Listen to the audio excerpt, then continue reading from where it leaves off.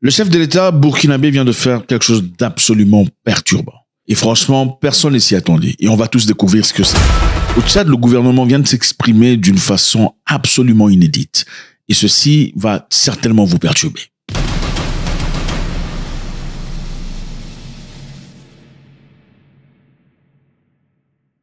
À supposer que vous marchez dans les rues de votre quartier, vous avez longtemps été soutenu par une personne qui vous donnait de l'argent pour payer les transports. Peut-être parce que vous êtes issu d'une famille difficile, vous n'avez jamais eu des opportunités financières. Et une personne généreuse, pendant un temps, s'est décidé de vous payer le transport pour aller à l'école. C'est un tonton gentil. Je ne sais pas si on en trouve toujours des gens pareils, mais bon. Dans le passé, en tout cas dans notre temps, il y en avait. Des gens aussi sympathiques qui payaient les minervales d'autres personnes. C'est-à-dire des minervales, des gens avec qui ne sont même pas aucune fraternité, mais on vous paye vos minervales. Alors la personne dit, Junior, je ne pourrai malheureusement plus te payer le transport. Ok, c'est bon, j'ai assez de responsabilités. Il rajoute, ma famille, mes nièces, mes neveux sont là, je dois en prendre en charge. Comment réagissez-vous? Numéro 1, vous le suppliez. Numéro 2, vous vous plaignez, enfin, en l'insultant, subtilement. Numéro 3, vous enfilez votre pantalon et commencez à vivre. Qui a choisi numéro 1? Écrivez votre réponse. 1, 2 ou 3. Écrivez s'il vous plaît. Arrêtez la vidéo et écrivez. Numéro 1, vous vous plaignez, demandant qu'il continue. Numéro 2, vous énervez tout en le disant subtilement, c'est-à-dire monsieur se prend pour qui? C'est pas le fait de m'avoir payé le transport qui lui donne tant d'autorité. Ou numéro 3, vous enfilez votre pantalon et commencez à vivre. Parce que c'est votre responsabilité après tout. Junior, vous n'avez plus 12 ans. Junior, vous êtes adulte. Pour chaque homme qui se respecte, je pense qu'il arrive un moment où on dit c'est bon. Je pense que monsieur m'a assez aidé.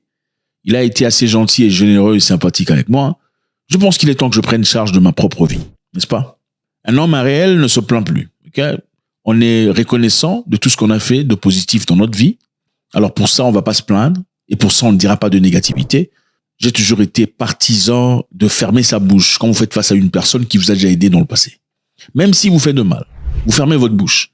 Parce que cette personne vous a peut-être nourri. Ou il a payé votre loyer. Vous fermez votre bouche, vous dites rien. À moins qu'il ne touche votre mère ou votre fille, ou voilà. Vous dites quelque chose de direct à leur regard, là peut-être. Mais si ce sont pour des bêtises qui n'ont aucune importance, une personne qui vous a aidé dans le passé, vous fermez votre bouche. Vous dites pas, ah non, c'est pas parce que tu m'as aidé dans le passé que tu peux... Non.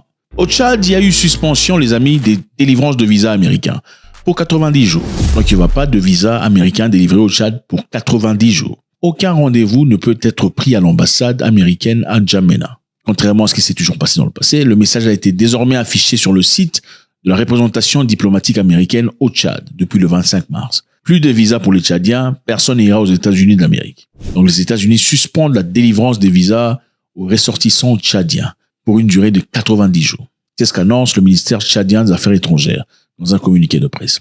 Donc, les États-Unis décident, avec M. Donald Trump, de suspendre la délivrance des visas américains pour les Tchadiens. Comme on l'a fait généralement, c'est pas exclusivement les Tchadiens, comme on l'a fait avec tous les pays de tiers-monde. Tous les shuttle countries, tous vos pays là, tout ça. Pas de visas pour vous. Parce qu'on ne vous considère pas. C'est évident. Ce n'est pas politique, c'est simple. On veut vous remettre à votre place. OK? Alors, qu'est-ce qui s'est passé ensuite? Dans une communiqué officielle, Ibrahim Adam Mahamat, porte-parole du ministère tchadien des Affaires étrangères, dit regretter cette décision et affirme sa volonté de collaborer avec les autorités américaines pour clarifier les raisons de cette suspension afin qu'elle soit levée rapidement. Pourquoi l'Amérique nous ferme la porte? Pourquoi les Américains ne nous veulent plus? Pourquoi? Mais qu'est-ce qu'on a fait? C'est pas possible. Nous sommes prêts à coopérer, à discuter pour qu'on... Oh, l'Amérique. La dernière fois où les États-Unis d'Amérique a dit, écoutez, vous nous fermez votre porte, vous ne voulez pas que nous fassions du business avec vous ou que nous voyagions chez vous, alors nous sommes prêts à coopérer, à discuter pour que ces sanctions et ces suspensions soient levées. Jamais ils le font. Et se foutre de la gueule de quelqu'un n'a absolument rien à voir avec le fait qu'on ait plus d'argent que lui. C'est le fait qu'on ait plus des couilles que lui en a. Ah oui, il faut que vous le dire. Un homme, ça doit avoir des trucs là-bas en bas. En tant qu'homme, on n'accepte pas n'importe quoi. Quand une personne te ferme la porte, des fois tu dis merci, il prend la clé. Au revoir. Et même si cette personne, quelquefois, vous fait des choses ou vous aide à contribuer à votre transport, il arrive un moment où vous dites, écoutez, monsieur, je suis reconnaissant pour le transport que vous avez payé, mais écoutez, cette conversation commence à prendre une tournure absolument irrespectueuse. Hein. Je suis vraiment désolé. Vous ne parlez pas comme ça de ma mère parce que vous me payez le transport. C'est ça un homme. Un homme, ça dit pas s'il te plaît, comment je peux faire pour améliorer? Non, attendez, depuis tout ce temps-là, vous faisiez quoi? Donc, on a bloqué les visas. Il n'y aura pas de visa délivré pour les Tchadiens pendant 90 jours. On ne dit même pas que c'est pour le bon. 90 jours, vous pleurnichez déjà. Et comment vous attendez ce qu'on vous respecte? On ne peut pas vous respecter. Le respect, c'est la réciprocité. C'est comme l'a fait le Namibie. La Namibie, excusez-moi, je ne suis pas franco-lâtre. Pourquoi les Français allaient là, les pantalons? Mais attendez, la pantalon, l'Égypte, financé. Vous savez, les Français sont tellement pauvres, il fallait qu'on vous embrouille comme ça. Les Français savaient qu'ils sont tellement pauvres, ils n'ont pas de richesse, c'est-à-dire pas d'or, de diamants, de lithium et tout le bazar. Pour se donner un peu de valeur, il faut créer une langue compliquée. Pour vous compliquer l'esprit et vous faire croire que si vous parlez français correctement, c'est une richesse. Ce n'est pas une richesse. La pantalon, les jupes. En anglais, il n'y a pas la pantalon, les jupes, tout ça. Mais la communication passe. Et malheureusement, chez les francophones, quand tu écris la pantalon, on se moque de toi. Hé, regarde, tu n'es pas intelligent. Non, comment peser, estimer ton niveau d'intelligence par rapport à la pantalon sans comprendre qu'on peut être très intelligent en Swahili, super intelligent en mélangué ou autre chose. Restons dans notre histoire. Mais c'est pas fait. Les Américains n'ont rien confirmé. Les États mentionnés auraient un délai de 60 jours pour rectifier ce que Washington considère comme des manquements sécuritaires. Pour le moment, les informations ne sont pas encore confirmées officiellement par le gouvernement américain. C'est-à-dire, faites l'examen correctement. Écrivez comme je vous le dis, sinon vous n'aurez pas les codes. Entrez dans ma maison correctement, laissez les chaussures dehors, sinon vous n'entrez pas dans ma maison. C'est un peu ça. Rectifiez ce qui se passe chez vous, sinon vous n'aurez pas de visa. C'est comme si les États-Unis, c'est le paradis, en fin de compte. Aucun respect. Moi, je me dis, je n'autoriserais, si j'étais président de la République, je n'autoriserais pas ce genre de discours. Comment pouvez-vous vous permettre de rabaisser toute une nation comme ça? Nous sommes prêts à travailler avec vous pour que cette histoire soit levée. C'est-à-dire quoi ça? Nous avons tous les amis que ceci, c'est suite à Donald Trump, il y a une dizaine de jours, une liste a fui quand la mise en place des restrictions d'entrée sur le territoire américain pour les ressortissants de 43 pays, dont 22 États africains. Sur 43 pays, 22 pays africains. Le monde est grand, hein, mais on prend la moitié, ce sont des Africains. Vous suppliez pourquoi? Il faut se respecter. Si on ne veut pas de vous, vous dites au revoir. Les Africains font très bien quand il s'agit d'humains. Ok, vous allez chez quelqu'un, on ne vous reçoit pas immédiatement. Ah non, il m'a fait attendre.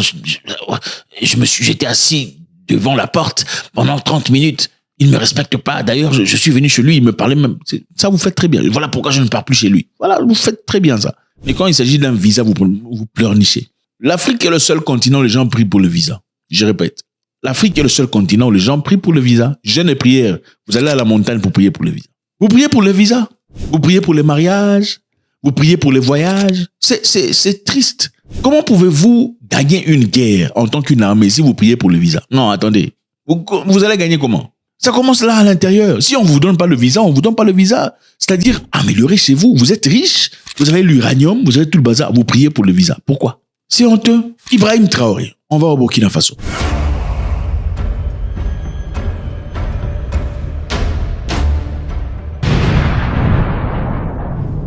Le chef de l'État burkinabé, le capitaine Ibrahim Traoré, a décliné l'offre de l'Arabie Saoudite de construire 200 mosquées dans le pays. Voilà, selon certains rapports qui doivent encore être confirmés, M. Traoré aurait refusé cette offre de l'Arabie Saoudite. On dit bravo, quoi. Bravo. Vous savez, moi je suis désolé de vous dire, ça va vous déranger. L'homme ne prie pas tout le temps. Excusez-moi. Il y a un temps pour tout dans la vie. L'homme ne prie pas tout le temps. L'homme ne peut pas prier matin, midi, soir, janvier, février. Non. Dieu a déjà écouté. Il n'a pas besoin que tu répètes 77 fois ce que tu as déjà dit le matin. Il sait déjà. Pour ceux qui sont chrétiens, je sais que c'est différent pour les autres. Dans la Bible, c'est écrit dans la Bible est précis. Ils disent prier sans cesse, n'est-ce pas? Mais la même Bible dit aussi, il y a un temps pour tout. Je ne veux pas entrer dans le Coran et dans autre chose parce que on sait de quoi il s'agit. Quand vous vous noyez un peu trop dans quoi que ce soit, vous vous perdez. Je suis désolé de vous dire ça, va vous gêner, je m'en fous. Mais je dois vous dire la vérité. Monsieur Ibrahim Traoré a dit, je ne veux pas 200 mosquées. Ce n'est pas important. Merci de votre gentillesse, mais on n'en veut pas. Ok? Qu'est-ce qu'on veut? Il a exhorté le royaume à plutôt investir dans des projets d'infrastructures essentielles qui bénéficieront directement au peuple burkinabé, tels que des écoles, des hôpitaux, des entreprises créatrices d'emplois. Bravo, monsieur Traoré. C'est ça. Priez sans cesse, mais il y a un temps pour tout. Excusez-moi. Il n'y a aucun pays sur Terre qui s'est développé seulement dans la prière. Ça, ce sont les gens de conversation que vous haïssez, vous les Noirs. Il faut vous dire des vérités comme ça. C'est un envoyé du diable. Comment tu peux... Oui, c'est ça. Les diables. Toi, tu as déjà vu le diable? Non, toi, tu as déjà vu le diable. Oh, c'est les diables. Le diable, c'est vous. Mais le diable, c'est vous parce que c'est vous qui haïssez. C'est vous qui jalousez. C'est vous qui êtes prêt à détruire. C'est quel diable? Non. Prenez le diable, mettez-le devant le parquet, on va voir. C'est trop facile d'accuser le diable. Oh non, ce n'était pas moi, c'était le diable. Non, c'était toi. C'est toi. C'est toi qui as violé. C'est toi qui as pris de force, c'est toi qui as calomnié, c'est toi, c'est vous qui détruisez vos propres frères. Qui a tué Lumumba? C'est le diable qui a tué Lumumba. Lumumba de la RDC, c'est une malédiction, voilà pourquoi vous voyez les Congolais en train de souffrir aujourd'hui. Comment vous avez tué? Lumumba était un envoyé de Dieu pour libérer ce peuple. Ils l'ont sacrifié. Et il y a un monsieur qui est permis de passer à la télévision disant, moi Lumumba, moi si c'était pour moi, j'allais couper l'oreille, je mange, je coupe le nez, je mange. Oui. Oh, et pourtant, je suis tellement content, pas mal, hein? Je suis tellement content. Pourquoi vous êtes content? Parce que Lumumba est mort? Oui, sûrement. C'est tout à fait comme je vous ai dit la fois passée, hein, de la télévision, que si cet homme n'est pas mort, alors là, on ne serait pas un peu sérieusement. Comme il est mort, je suis tellement content. Oui. Hein, vous me voyez rigoler même parce que je suis tellement content. Et ça vous embête pas qu'il était assassiné comme ça? Oui, sûrement, comme il est assassiné comme ça, si c'était dans mon avis. Si c'était vers moi, Emmanuel, je devrais même le manger. Hein? Si c'était chez moi, mais je devrais même la manger, comme qu'on mange les chikwang. Hein? Qu'est-ce que vous croyez qu'il faut faire avec les Lumumbistes? Avec les Lumumbistes, si dans mon avis, si on les arrête, on peut les envoyer. Si j'étais à la place du chef de l'État ou si j'étais une autorité, mais je devrais le foutre tous à Bakwanga, alors on devrait le couper les oreilles. Et aujourd'hui on coupe l'oreille, demain on coupe le bras, le lendemain on coupe les jambes, on les laisse comme ça, de fin jusqu'à dès qu'ils mourra. Alors on les prend, on les met comme les statues, les squelettes. Son prétendu frère. Voilà pourquoi je n'aime pas vos histoires de mon frère. Je ne suis pas votre frère. Dans ma famille, on a un nombre précis de gens où nous sommes sortis. Nombre précis. C'est eux mes frères. Le Lumumba, il faut le couper, il faut le manger. Quel diable? Vous parlez de quel diable? Le diable, c'est vous le diable. Qui a tué Sankara? C'est le diable qui a tué Sankara? Sankara était un envoyé de Dieu. C'est vous qui avez tué Sankara. Vous parlez de quel diable? Il faut laisser les diables tranquilles. Des fois, ils se marrent, ils disent, mais ces gens, ils sont malades. Moi, je suis ici en train de manger des cheeseburgers et ils pensent, oui, c'est ça. Ibrahim Traoré dit, gardez vos 200 mosquées, on a besoin d'investissement. Il a déclaré à Ouagadougou, dans la capitale, le mercredi 19 mars. Le président Traoré a souligné que le Burkina Faso dispose déjà de nombreuses mosquées, dont beaucoup sont sous-utilisées. Donc, merci, c'est gentil, mais pas maintenant. Il a insisté sur l'urgence de mettre les œuvres, des initiatives de développement qui renforceraient l'autosuffisance du pays et accéléreraient le progrès dans le secteur clé. Évidemment, les amis, cette position reflète sa vision large pour le développement du pays. C'est important. Il faut prier, mais il faut travailler. D'accord? Les gens qui prient ne gagnent jamais la guerre. Je suis désolé, parce qu'en fin de compte, quand vous mettez devant la guerre, vous ne savez pas comment tuer. Je répète, les gens qui prient, comme les Congolais qui prient. Quand la guerre commence, ils commencent à fuir. Oh, c'est l'armée qui doit combattre. Comment un pays de 100 millions d'habitants, tout le monde a peur. 100 millions d'habitants, vous avez peur. Vous avez peur comment? Vous savez pourquoi? Lundi prière, mardi prière, mercredi conseil, jeudi prière, vendredi prière, samedi conseil, c'est ça. Il y a un temps pour tout. Il y a un temps pour prier, il y a un temps à apprendre comment tuer. Il y a un temps pour prier et il y a un temps d'apprendre comment tuer. Pour tous les gens que vous suivez, regardez dans vos livres spirituels, ils ont presque tous tué. Si pas presque tous, parmi eux, il y a ceux qui ont prié et ont tué. Parce que ça fait partie du cycle de la vie. Il doit y avoir des lions, il doit aussi y avoir des antilopes. C'est ça la vie. C'est Dieu qui a créé les lions, il a aussi créé les antilopes. Pourquoi Dieu a créé les lions pour qu'ils mangent les antilopes? Tu penses que l'antilope dit que Dieu est juste? Non, l'antilope ne pense pas. Il se dit, bon, pourquoi Dieu peut faire que moi, je commence à courir toute ma vie pour pas être mangé par les lions? C'est ça la réalité de la vie. Il faut s'apprêter pour la guerre. Qui veut la paix prépare la guerre. Ne nous donnez pas des mosquées, on a besoin d'infrastructures. On a besoin des collèges, besoin des hôpitaux, besoin de construction, besoin d'avancement. C'est ça. Arrêtez de prier, oh que Dieu arrête la guerre. Dieu n'arrête jamais des guerres. Les guerres ne s'arrêtent jamais par Dieu comme ça. Jamais. Il faut aller se battre. Le sang doit couler. Ça fait partie du cycle de la vie. Il faut se réveiller. Un homme ne prie pas du matin au soir. Et c'est bon. Et il va au terrain. Il va suer, quelquefois tomber, parce que c'est ça sa destinée. Au nom du nom de sa famille. Il y a une grande différence entre les hommes et les omelettes. Et être un homme, ce n'est pas porter un pantalon ou fumer une cigarette. Ce n'est pas ça. Regardez, un pays petit comme ça, avec des hommes, peut dérouter toute une grande nation comme ça avec des moutons. Simple. Les prières. Vous servez à quoi? Vous priez, tout stade priez. Mais quand il faut défendre le pays, vous êtes incapable.